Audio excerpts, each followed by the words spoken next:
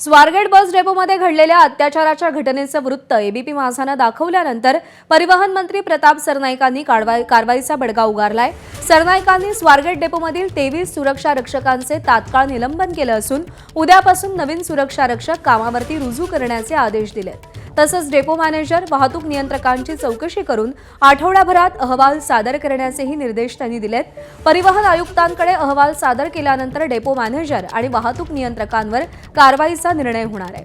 तसंच एकूणच महिला प्रवाशांच्या सुरक्षेसंदर्भात आढावा घेण्यासाठी उद्या एसटीच्या वरिष्ठ अधिकाऱ्यांची तात्काळ बैठक बोलवण्याचे निर्देश देखील मंत्री सरनाईकांनी दिलेले आहेत।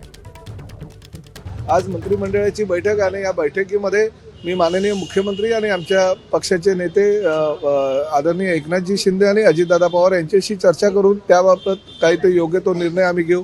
कदाचित जर ह्या बसेस सुरू जर ठेवायचं असेल तर प्रत्येक बसमध्ये सुरक्षा रक्षक तैनात करून किंवा पोलिसांची मदत घेऊन ती बस आम्हाला चालवता येईल का? कारण शेवटी काही झालं तरी काही गुंड टोळ्यांमुळे पूर्ण प्रवाशांना जर त्याचा त्रास होत असेल तर तेही योग्य नाही।